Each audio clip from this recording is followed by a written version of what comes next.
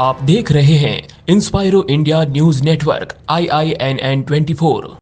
कि मैं तो अभी धनतेरस में लक्ष्मी मंदिर जाके अपने लिए सबसे पहले अपने लिए धन ऐश्वर्य मांगूंगा और फिर सब आपके लिए मांगूंगा। इससे ऐसे नेता हमारे छोटे भाई मदन पंडित जी, जिन्होंने विधानसभा चुनाव का नॉमिनेशन भरा, पर है तो कांग्रेसी, है तो हम एक ही परिवार के। भाई मदन जी ने कहा कि जब कांग्रेस की नीतियों से मैं जीवन भर जुड़ा रहा, जीवन भर कांग्रेस के लिए संघर्ष किया, कांग्रेस के लिए बड़ी से बड़ी कुर्बानियां दी और आगे भी देने को तैयार हूं, तो इनका दिल नहीं माना और इन्होंने आज एक बड़ा निर्णय किया है कि ये आज अपना नॉमिनेशन का पर्चा वापस ले रहे हैं। मदन जी, आपका स्वागत नहीं करेंगे हम, क्योंकि आप तो हमारे ही परिवार के हो। हम आपका स्वागत नहीं कर सकते, आप कभी हमको छोड़ के ही नहीं गए, तो मैं आपका स्वागत कैसे करूं। पर मदन जी के आने से हमारी ताकत 2 गुना नहीं 4 गुना बढ़ने वाली है, क्योंकि ये युवा नेता हमेशा सड़क पर लोगों की समस्याओं के लिए, आपने देखा होगा कि छोटी से छोटी समस्या के लिए भी हमारा भाई मदन पंडित बड़े से बड़े आदमी से भिड़ जाता है। मदन जी, आपका ये जोश और आप जिस तरह से लोगों से जुड़े हुए, यही असली कांग्रेस है और इसीलिए कांग्रेस पार्टी आज अपने इस स्थान पर है। आपका स्वागत है। पार्टी में तो आप थे, पर इस मंच पर आज आपका स्वागत है। हमारे साथ मेरी एक बहन भी है और मेरी बहन भी कांग्रेस पार्टी से बेसलाइन सर्वे करके अंडरपास और जो फ्लाईओवर्स है उनके नए फ्लाईओवर्स का निर्माण करेंगे। ये मेरी नमनी गारंटी है और 10वीं गारंटी, 8वीं, 9वीं, 10वीं और मेरी 11वीं गारंटी। झीलों की नगरी में लोगों को घरों में मटके खाली है, इससे ज्यादा कॉन्ट्राडिक्शन क्या हो सकता है कि हमारे पास अद्भुत झीलें, पर हमारे घरों में मटके खाली, पानी नहीं आता है और पानी आता है तो दूषित पानी आता है, क्योंकि झीलों में दूषित पानी, जो कि गंदा पानी, बिना सीवरेज ट्रीटमेंट किया हुआ पानी डायरेक्ट झीलों में मिलता है और वही पानी पीने के लिए सप्लाई कर दिया जाता है। आज जगदीश चौक हो, भटियानी चोटा हो, घंटाघर हो, धान मंडी हो, राव जी का आटा हो, वहाँ पे ज़्यादातर लोगों को पेट दर्द की समस्या है। RND के मैं गैस्ट्रो के प्रोफेसर से मिला तो उन्होंने कहा, साहब रोज यहाँ गैस्ट्रो के मरीज बढ़ते ही जा रहे हैं, लोगों के पेट दर्द है, पेट की समस्याएं हैं। झीलों की नगरी में पीने का पानी जो लोग नहीं दे पाए, झीलों की नगरी में दूषित पानी घरों घरों तक जिन्होंने पहुंचाया, जो लोग एम्बुलेंस की सुविधा तक घरों तक नहीं पहुंचा पाए, उन लोगों को हटाने का, उन पार्टी को हटाने का संकल्प उदयपुर शहर के 2,44,000 वोटर्स ने ले लिया है।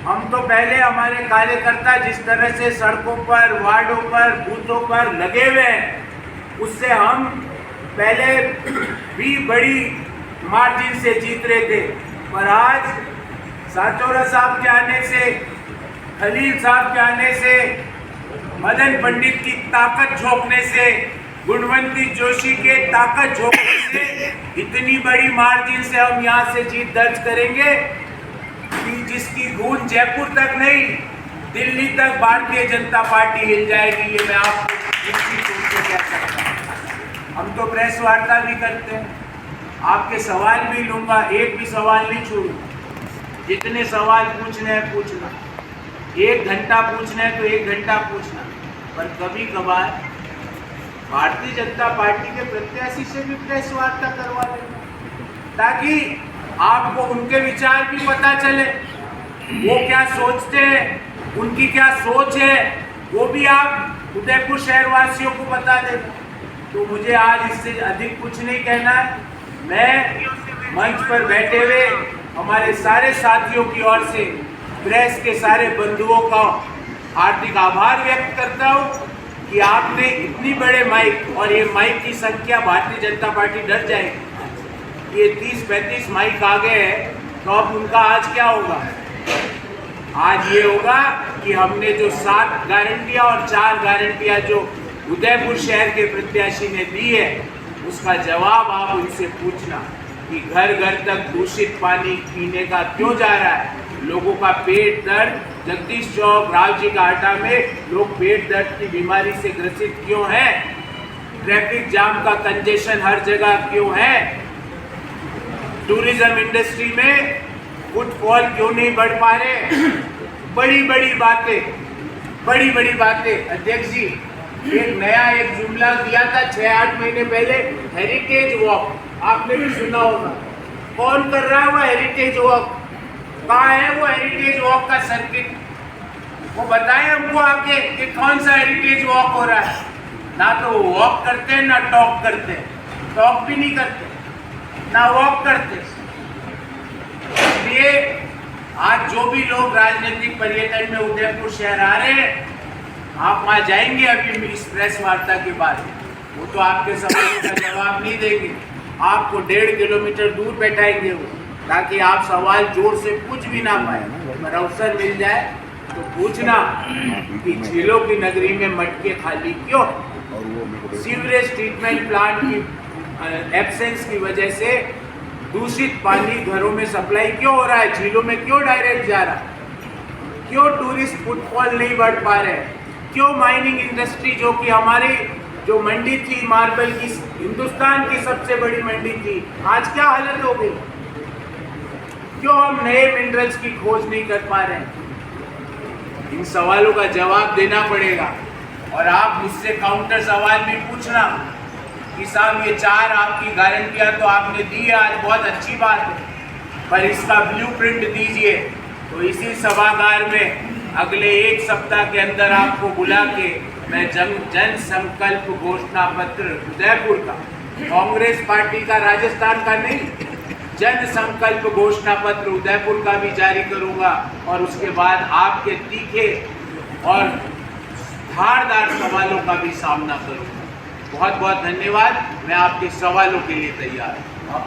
मैनिफेस्टो कमेटी के कन्वीनर है राजस्थान के, आपने बोला कि मैनिफेस्टो जब आने वाला है तो बड़ा धमाका होगा, उदयपुर के लिए क्या विशेष है? देखिए, कई चीज़ें उसमें उदयपुर के लिए है, पर अगर मैं अभी आपको बोल दूंगा तो हमारे जो सीनियर लीडर्स हैं, क्योंकि क्या पता हमारे राष्ट्रीय अध्यक्ष उस घोषणा पत्र को आपके सामने रखते, हमारे जो प्रदेश अध्यक्ष गोविंद सिंह डोटासरा जी उसके बारे में आपसे बात करें, हमारे मुख्यमंत्री अशोक गहलोत साहब उसके बारे में आपसे बात करें, मैनिफेस्टो कमेटी के चेयरमैन डॉक्टर सीपी जोशी साहब उसके बारे में आपसे बात करें। पर आपने सवाल पूछा है तो कुछ ना कुछ एक हिंट तो मैं आपको दूंगा। हमारा राजस्थान का मैनिफेस्टो के 4 स्तंभ है, 4 पिलर्स। पहला पिलर है युवा और रोजगार, और उसमें कंक्रीट प्लान होगा युवा और रोजगार। दूसरा पिलर है खेती और किसानी, एग्रीकल्चर एंड फार्मर्स। एग्रीकल्चर और फार्मर्स की जरूरत पड़ी तो सब लोग हम साथ में आ गए, और भी अभी लोग आना चाहते थे।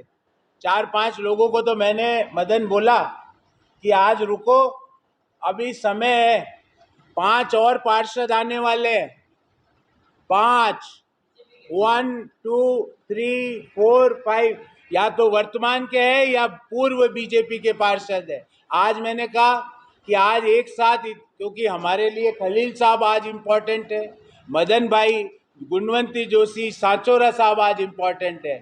फिर 1-2 दिन बाद हो सकता है अपन को चाय पर फिर इसी हॉल में बैठना पड़े भारतीय जनता पार्टी को, क्योंकि उनके पास उनका ना तो नेता है, ना नीति है, ना नियत है। उनके जो वर्कर्स हैं, वर्कर्स, जब मैं डोर टू डोर कैंपेन कर रहा हूँ, वर्कर्स मिलते हैं कि साहब, ऐसे कान में बोलते हैं, साहब आप जीत रहे हो। मैंने कहा कौन आप? मैं भाजपा का मंडल अध्यक्ष, मैं एबीवीपी का अध्यक्ष। ये मुझे कान में बोल के जाते हैं। तो मैंने कहा फोटो खिंचवा ले, तो बोले फोटो सर 3-4 दिन में खिंचवाता हूँ। ऐसे मैं कोई आपको गलत बात नहीं कह रहा, आपको मैं सच बता रहा हूँ। मैं डोर टू डोर कैंपेन करता हूँ। बाहर नेम प्लेट लगी हुई है, एक्स मिस्टर एक्स नीचे लिखा हुआ है। मैं उसको जाके अपनी 7 गारंटियां देता हूँ, उसको जाके बोलता हूँ ये मेरा प्रोफाइल है, ये पढ़ो। इसको पढ़ने के बाद अपनी अंतर आत्मा पे हाथ रख के बोलो कि क्या आप मुझे वोट दोगे, समर्थन दोगे। अरे भाई साहब, आप तो यूं ही 25-30 हजार जीत लिया हो भाई साहब, ये बोलते हैं। तो मैंने कहा चलो मेरे साथ। बोले 2-3 दिन और, दीपावली तक थोड़ा काम व्यवसाय में बिजी हूँ। मैंने कहा भारतीय जनता पार्टी कार्यकर्ता हो, आप उनके साथ नहीं जा रहे? बोले वहां कोई नहीं जा रहा, हमारा आदमी वहां कोई नहीं जा रहा। तो 3-4 दिन में आता हूं मैं, क्योंकि ये हमारी कांग्रेस की गारंटियों से वो प्रभावित हो रहे हैं। हम जिस तरह से यूनिफाइड होकर, क्या आपने भारतीय जनता पार्टी का प्रत्याशी तो 5-7 दिन पहले यहाँ घोषित हो गया था। मैं हमारा टिकट तो 31 तारीख की शाम को हुआ घोषणा हमारे टिकट की। अभी उस समय से लेके उन्होंने अब तक आप प्रेस से वार्ता की क्या? कैसे करेंगे? क्योंकि आपके तीखे और धारदार सवालों के उत्तर कैसे देंगे? आप तो सीधा पूछोगे कि साहब ये मल्टी लेयर पार्किंग जो आपने सूरज पोल पे बनाई, वहां 2 ही गाड़ियां दिखती है साहब, और पता नहीं किसकी है वो मदन 2 गाड़ियां, पता लगाना यार। तो वो 2 ही गाड़ियां वहां दिखती है और तीसरी गाड़ी नहीं है। वो किसके लिए पार्किंग बनाई, क्यों बनाई, मेरे आज तक अध्यक्ष जी समझ में नहीं आया। अच्छी चीज क्या है कि दुनिया में, देश में नहीं दुनिया में एकमात्र माता लक्ष्मी का मंदिर है, एकमात्र। और दुनिया में कहीं भी, पूरे विश्व में कहीं भी लक्ष्मी माँ का मंदिर नहीं है। उसको हम डिवोशनल टूरिज्म स्पॉट नहीं एस्टेब्लिश कर पाए। जगदीश चौक पे हम टूरिस्ट सुविधा केंद्र का एक टेंट नहीं लगवा पाए। टूरिस्ट आते हैं, गली का पता लगता नहीं है, इस गली में जाते हैं, उस गली से निकलते परेशान होके बोलते अरे यार बाहर चलो। तो अच्छी चीजें तो यहाँ पे खूब है। एक तो ईश्वर ने बख्शी, यहाँ के हमारे महाराणाओं ने जो प्लानिंग करी, और एक प्लानिंग जरूर बताऊंगा जिसके बारे में रिसर्च होनी चाहिए। और मैं तो अब रिसर्च से थोड़ा दूर हो गया, बाकी मैं खुद करता, कि दुनिया में वाटर कंजर्वेशन का पहला प्रोजेक्ट उदयपुर के महाराणाओं ने लाया कि एक झील भर जाए तो वो पानी ऑटोमेटिकली दूसरे झील में चले जाए, दूसरी झील भर जाए तो ऑटोमेटिकली वो पानी तीसरी झील में चले जाए। इससे अद्भुत वाटर कंजर्वेशन का आर्किटेक्चर आज से 500, 700, 1000 साल पहले पूरी दुनिया में कोई सोच ही नहीं सकता। ये अच्छी चीज है। जगदीश मंदिर जिसमें जाते ही सारे दुख, सारी प्रॉब्लम्स हल हो जाती है, वो अच्छी चीज है। और कचौरी और पोहे भी अच्छी चीज है। सर एक अंतिम सवाल हो रहा है, आप जगह जगह जा रहे हैं, आप सबसे बात भी कर रहे हैं, आप बहुत अच्छा बोल रहे हैं, लेकिन पीएम साहब आ रहे हैं, कान में फूंक मार जाएंगे यहाँ के लोगों, और उसके बाद आपकी राय। देखिए, प्रधानमंत्री जी के पास आईबी की रिपोर्ट जाती है कि नहीं जाती है ना अध्यक्ष जी? आईबी की रिपोर्ट ने उनको ये जरूर कहा होगा कि शहर सीट तो गई, इसलिए यहाँ पे आके मत भाषण देना। ये आईबी की नहीं तो वो यहाँ आते ना, वो बाहर क्यों जाते? हमारे सारे नेता यहाँ आएंगे। आपको बता रहा हूं, आज डेट नहीं बताऊंगा, पर हमारे बड़े बड़े नेता, हमारे आला कमान शहर में आएंगे, मीटिंग्स लेंगे, रोड शोज करेंगे। प्रधानमंत्री क्यों नहीं आ रहे? क्योंकि आईबी ने कहा साहब वहां जाना मत, प्रोफेसर गौरव वल्लभ जी चुनाव लड़ रहे हैं और कांग्रेस पार्टी चुनाव लड़ रही है साहब वहां पे एकजुट होके, तो आप तो बाहर ही निपटाओ। तो जो उन्होंने स्वयं ने अपने नतीजा घोषित कर दिया। एक परसों कर्नाटक से राज्यसभा सांसद महेश सिंह सिरोया ने ये कहा है कि कर्नाटक में कांग्रेस की सरकार जो है वो कभी भी गिर जाएगी, क्योंकि वहाँ इसी तरह से गारंटियां दी गई, और राजस्थान के अंदर की गारंटियों का ये जो प्रचार किया जा रहा है, तो राजस्थान सरकार के पास इसके मैनेजमेंट का कोई प्लान नहीं है। अब आप ये बताइए, लहर सिंह जी मेरे अच्छे मित्र भी हैं। वो मेरे से पूछते तो मैं कभी डिबेट पे उनको ही लिया हो, प्रत्याशी नहीं आ रहा तो उनको ही लिया हो, अगर उपस्थित हो तो मैं तो उनसे ही कर लेता हूँ।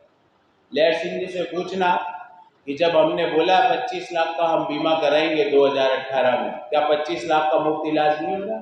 जब हमने बोला 2018 में कि 500 रुपए का सिलेंडर 500 के पार नहीं होगा, तो क्या 500 में सिलेंडर नहीं मिल रहा है?